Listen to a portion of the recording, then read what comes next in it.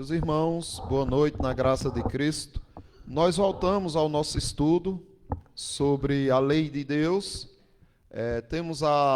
Estamos estudando a pergunta 102 do Catecismo Maior de Westminster, que diz o seguinte: qual é a essência dos 4 mandamentos que contém o nosso dever para com Deus? Então, os 4 primeiros mandamentos, eles dizem respeito à nossa relação com Deus. E a pergunta é: qual é a essência dos 4 mandamentos que contém o nosso dever para com Deus? E aí, Jesus Cristo deixou claro que a essência é esta aqui, olha. Amarás, pois, o Senhor teu Deus de todo o teu coração, de toda a tua alma, de todo o teu entendimento e de toda a tua força. Nós já estudamos, né, o que seria amar a Deus de todo o coração, já estudamos o que seria amar a Deus de toda a alma, estamos estudando o que seria amar a Deus de todo o entendimento. Antes de entrarmos, né, nesse ponto, eu queria trazer uma reflexão para os irmãos. Aqui cada um sabe alguma coisa, né? Tem algum talento, sabe trabalhar com algo. Se dissesse assim, eu vou trabalhar e vou dedicar toda a minha atenção a isso que eu sei fazer. Cada um aqui sabe fazer algo, não é? Algumas aqui sabem cozinhar muito bem, outros sabem trabalhar como eletricista, outros como mecânico, outros como questão de construção, de pedreiro, essas questões assim, e outras profissões. Mas para isso, você precisou dedicar estudo, não é? Ou pelo menos aprender a sua profissão, aprender o talento que você desenvolver, o talento que você tem hoje. Então você ouviu o conselho de alguém, você fez um curso, você pesquisou, você foi em busca de crescer nesse conhecimento. E nós vimos, né, há um tempinho atrás, que amar ao Senhor de todo o teu entendimento é também isto. É você pegar toda a capacidade que você tem de entender a respeito de algum assunto, de entender a respeito de algo, de alguma profissão, exercer isso, melhorar a qualidade de vida das pessoas, a sua e das pessoas. Então você usa todo o seu entendimento para o bem do próximo. Mas não é só isso. Você o faz pensando na glória de Deus. Só por isso. Então, amar a Deus de todo o entendimento é você usar todo o teu intelecto, a tua capacidade, tua habilidade para crescer e para fazer crescer. E também, especialmente, principalmente, para a glória de Deus. Mas amar a Deus também de todo entendimento envolve pensar nele, envolve meditar nele.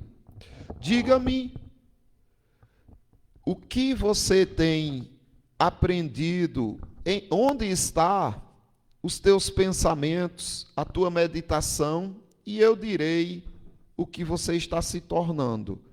Pense assim: aquilo que você mais dedica sua atenção, aquilo que você mais entende, é aquilo que você mais está se tornando. Se você está voltado demais para a sua profissão, para o seu envolvimento comercial, o seu desenvolvimento financeiro, então você está se tornando um discípulo de Mamon. Você está se tornando um adorador do dinheiro, um adorador do sucesso profissional. E se você está muito preocupado com beleza, pensa o tempo todo em estar belo, só quer saber disso, em estar bonita e tudo mais, então a beleza está sendo o teu ídolo. Aquilo que você dedica mais interesse em aprender é aquilo que você mais está se tornando. Se você pensa muito em Cristo, se você pensa muito na doutrina, se tudo que você faz é voltado para a glória dele, então você está se tornando cristão cada vez mais, se envolvendo com isso. Pensar no entendimento, né, em amar a Deus de todo entendimento, seria isso. É basicamente o que Davi falou no Salmo 1, né, que nós vamos ver aqui. Mas só lembrando aos irmãos, quando Jesus resume toda a lei de Deus, ele destaca 4 dimensões do amor ao Senhor: coração, alma, entendimento e forças. Muitos cristãos compreendem o que significa amar a Deus de todo o coração, né, com seus afetos, com sua emoção, que é amar a Deus com toda a alma, que é com toda a sua vida, com sua sinceridade, com aquilo que está dentro de você, na sua alma. O que é amar a Deus com todas as forças? Ah, não, é fazendo, me esforçando, usando minha energia, meus músculos, minha força, aquilo que eu consigo mover para a glória de Deus, é uma prova de que eu estou amando a Deus. Só que, frequentemente, muitos cristãos vêm negligenciando justamente o amar a Deus de todo o entendimento. E aí, você vê as igrejas lotadas, mas quando você vai conversar sobre a palavra com essas pessoas, elas não conhecem nada da palavra. Mas muitas choram nos cultos, muitos caem no chão, muitos ficam eufóricos, tem muita emoção, mas não tem entendimento. E aí, a palavra de Deus diz: o meu povo está sendo destruído porque falta entendimento. E nós precisamos nos voltar para essa questão. A tradição reformada sempre enfatizou que Deus deve ser amado não apenas com as emoções sinceras, mas também com uma mente transformada pela verdade. O que é entendimento? O que é o entendimento? Na palavra grega usada por Marcos é dianoia, que se refere à mente, a pensamentos, a raciocínios, reflexão, capacidade intelectual, discernimento. Então, tudo que tua mente pode produzir para você identificar coisas, aprender sobre essas coisas, sobre tudo, isso daí é o entendimento que você está buscando, desenvolvendo. Jesus está ensinando que o intelecto humano deve ser consagrado a Deus. Não basta sentir Deus. É necessário pensar segundo Deus. Então, o que é que você entende a respeito de Deus? A respeito das Escrituras. Você entende a respeito de Deus mais do que você entende a respeito do seu talento, da sua profissão, do seu dom? Você vem aprendendo de Deus mais do que você vem aprendendo das suas capacitações na sua área profissional, mais do que você entende sobre redes sociais, você entende de Deus mais do que isso? Então nós precisamos ter cuidado, porque muitas vezes nós vamos sendo engolidos, né, pouco a pouco, por essa vida corrida que nos é exigida, como a oração de Jamile, né, que para que Deus nos livre das distrações que esse mundo traz. São muitas. E parece que nós nos envolvemos muito tempo com as distrações e pouquíssimo tempo com a mente voltada para o Senhor, com os pensamentos voltados para o Senhor, com o aprendizado voltado para as Sagradas Escrituras. Então vamos ver o Salmo 1. Veja só, ele já começa dizendo assim: bem-aventurado o homem que não anda no conselho dos ímpios. Então, o homem bem-aventurado é aquele que não quer aprender com os ímpios, com as orientações dos ímpios. Ele não se interessa por isso. Não se detém no caminho dos pecadores. Ele não perde tempo. Ele sabe para onde está indo e ele não quer parar a sua jornada, a sua caminhada.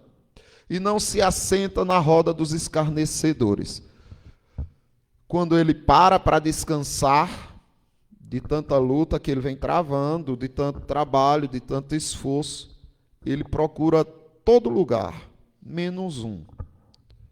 O lugar da roda dos escarnecedores. Ele quer sentar com quem possa lhe dar algo relacionado à mente de Deus.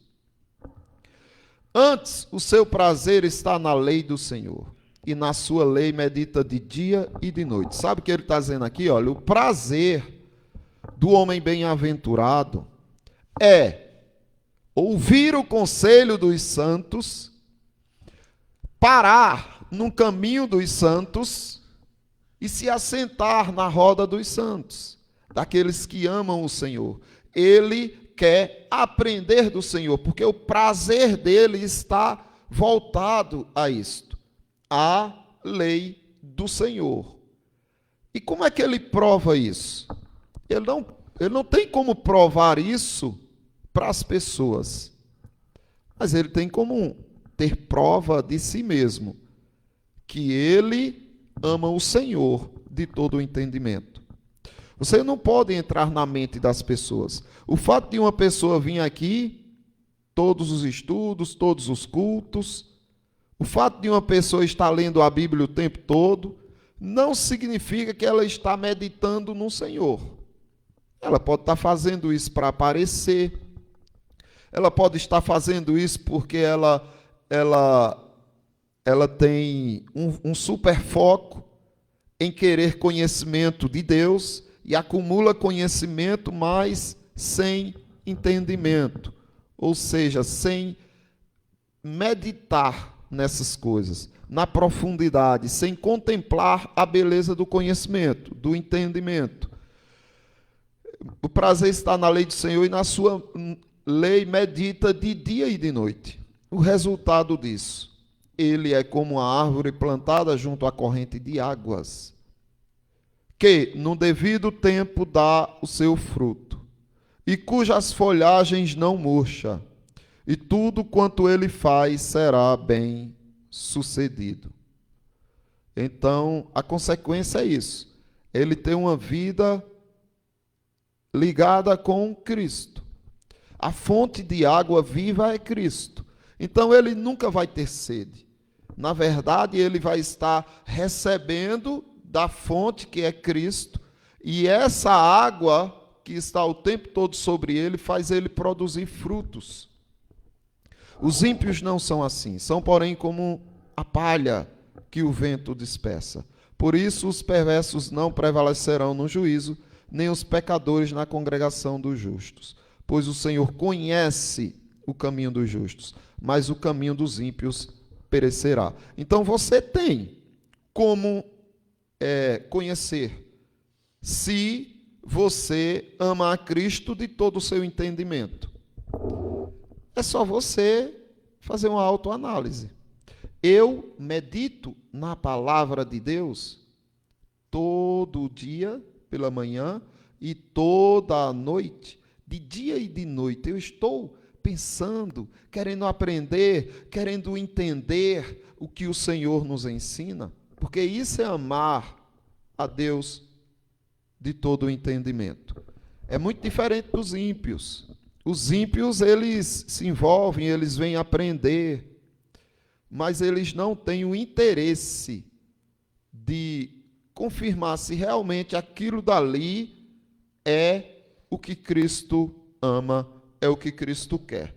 Uma prova muito grande disso é o que aconteceu, por exemplo, quando Jesus Cristo estava ensinando a uma multidão, e ele contou a parábola do semeador.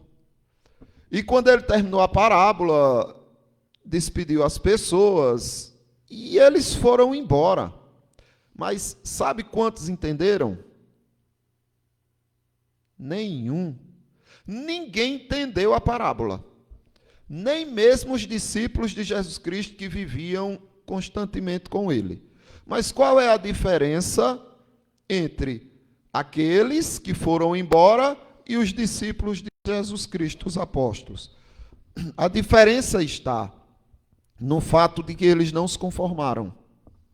Eles não aceitaram ficar sem a compreensão, o entendimento daquilo que Cristo falou. Então eles chegaram, quando Jesus Cristo estava só, eles disseram: mestre, nos explica, nos ensina o significado desta parábola. Aí o que Jesus Cristo disse distingue entre aqueles que não amam a Deus de todo entendimento e aqueles que amam. Jesus Cristo disse: a vós outros vos é dado conhecer os mistérios do reino de Deus. E explica.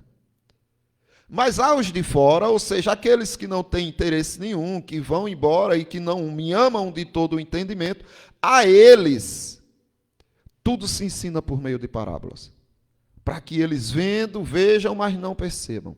Ouvindo, ouçam, mas não entendam. Para que eles não venham a se converter. Para que não haja salvação para eles. Então, observe, existe uma separação. Mas nós precisamos nos confrontar. Se a gente chega, quer aprender, quer entrar em um concurso, uma coisa, a gente estuda, a gente quer aprender, a gente quer tirar a dúvida, a gente vai para alguém, a gente entra num cursinho. Se a gente quer resolver alguma coisa que traz algum benefício financeiro, emocional, social, a gente só sossega quando encontra a explicação para aquilo, quando a gente entende. Mas e aí para Cristo? O que é que a gente vem fazendo? Então nós precisamos ter cuidado com isso. Por quê? Veja só o que aconteceu aqui com Jesus Cristo e os doutores da lei, os fariseus, os escribas, aquelas pessoas importantes que se gabavam por ter muito conhecimento da lei de Deus. Eles tinham conhecimento, mas eles não tinham entendimento. Veja, João capítulo 5, do 38 por diante. Também não tendes a sua palavra permanente em vós, porque não credes naquele a quem ele enviou. Então Jesus Cristo está dizendo: olha, vocês conhecem a palavra, mas essa palavra não permanece com vocês, porque vocês não amam aquele a mim, né, que fui enviado pelo Pai. Vocês não creem. Aí Jesus Cristo vai dizer o que é preciso para que uma pessoa tenha entendimento. Ame a Deus com todo entendimento. Jesus diz: examinai as Escrituras, porque julgais nelas ter a vida eterna. E são elas mesmas que testificam de mim. Então Jesus Cristo está dizendo: examinem as Escrituras. Como assim? Um doutor da lei, um escriba, examinar as Escrituras, para eles não fazia sentido. Porque eles conheciam a Bíblia toda. E eles eram muito rigorosos na aplicação da lei e tudo, mas eles não tinham entendimento. Todo esse entendimento afastou eles de Cristo, porque fazia eles inchar, se acharem superior e também a cada vez mais duros de coração. Aí Jesus Cristo mostra qual era o problema deles. Contudo, não quereis vir a mim para terdes vida. Vocês têm as Escrituras e vocês não querem vir a mim para ter vida. Aí Jesus Cristo vai dizer qual era o problema deles. Eu não aceito glória que vem dos homens. Então aqui Jesus Cristo já está deixando bem claro. Sabe por que vocês não amam a Deus de todo o entendimento? Porque vocês aceitam glórias que vêm de homens. Elogios, aplausos. Isso é distração. Isso é tirar você do foco. Como você se sente quando alguém não reconhece o seu trabalho? Como você se sente quando alguém critica o seu trabalho? Como é que você se sente quando alguém fala mal de você por trás, ou na frente, ou por trás? A sua reação vai mostrar o quanto de apego à glória que vem dos homens você tem. Então nós precisamos ter cuidado, porque é isso que desvia a gente do entendimento que prova nosso amor a Cristo. Você precisa querer somente os elogios de Cristo e nada mais. Eu não aceito glória que vem dos homens. Sei, entretanto, que não tendes em vós o amor de Deus. Então Jesus Cristo sabia que Deus não os amava. Por que Jesus Cristo sabia? Por isso aqui, eu vim em nome do meu Pai, e não me recebestes.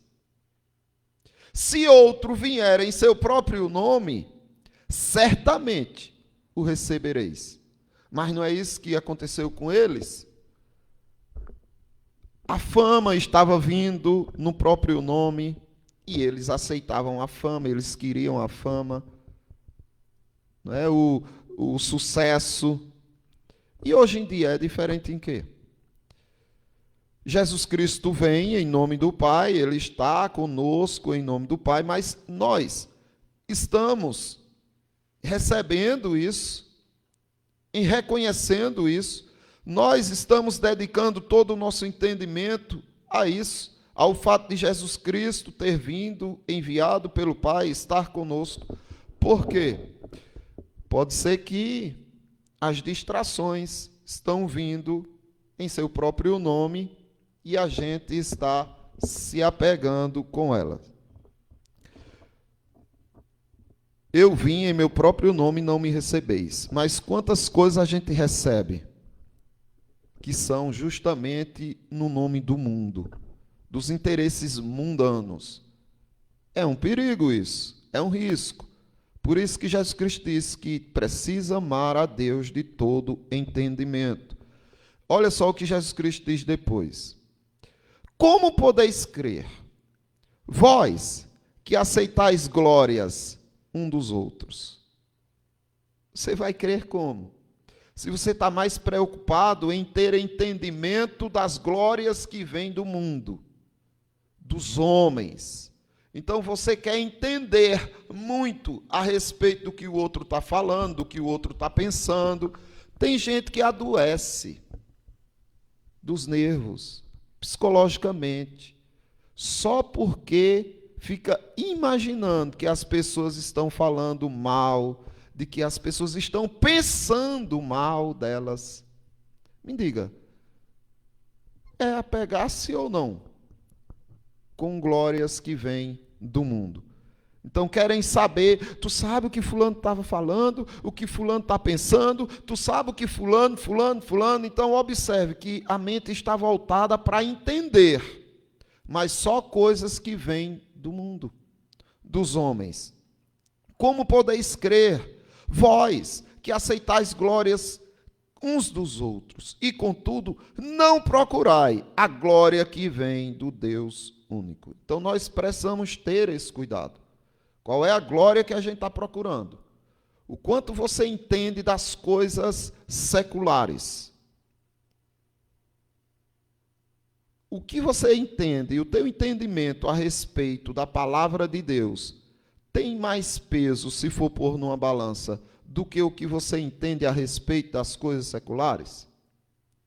E o entendimento que você tem dessas coisas seculares, elas estão trabalhando para a glória de Deus, ou é para os interesses pessoais?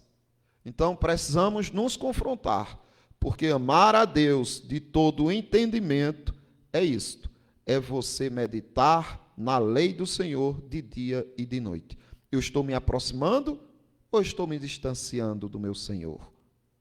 As coisas que eu estou procurando têm o fim da glória de Deus, ou o fim delas é o meu ego ser exaltado, ser aplaudido? Então precisamos refletir nessas questões. Alguma dúvida, irmãos? Pega aí o microfone, irmão.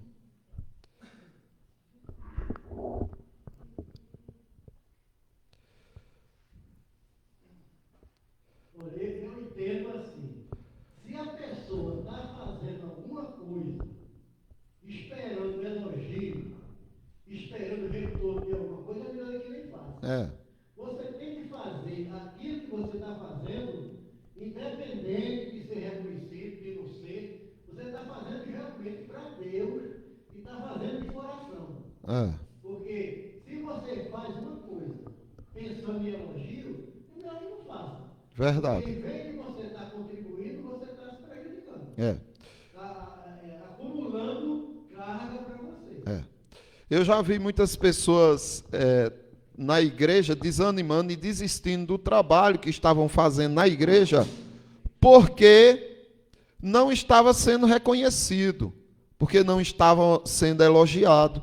Outros, porque aí eu faço, chega as pessoas e desfazem. Sim, vai e faz de novo. Tenta conversar com a pessoa, tenta conversar com o conselho da igreja para ver se resolve aquilo. Mas se era para Cristo que você estava fazendo, você não vai fazer só aquela vez, você vai fazer quantas vezes for necessário.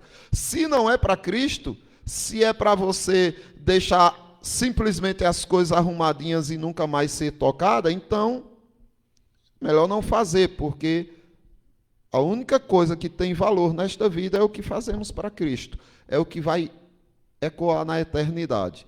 O que não fazemos para Cristo será queimada pelo fogo, como a palha, como a madeira, como o feno. Tá, irmãos? Pode falar. Porque tem muita gente, cada um tem a sua capacidade. Muitas vezes as pessoas têm um conhecimento, têm algum conhecimento e não sabem se expressar. Às vezes é isso que acontece, que às vezes as pessoas pensam que a pessoa não está fazendo aquilo porque não tem condições, porque não quer, né? Porque às vezes não tem condições. E eu gosto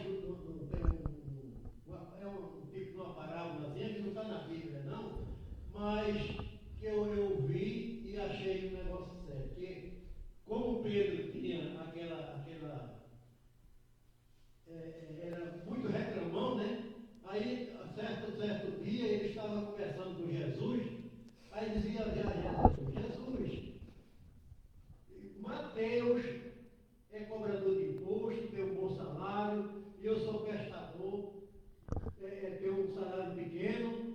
Aí Jesus responde para Pedro, Pedro, nem todos podem ser pregador, porque senão, quem os escutaria?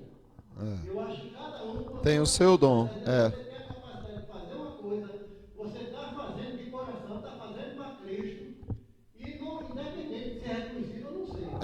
Você tem que fazer de coração. É verdade. Mais nada. O foco é esse, o sentido é esse, tá, irmãos?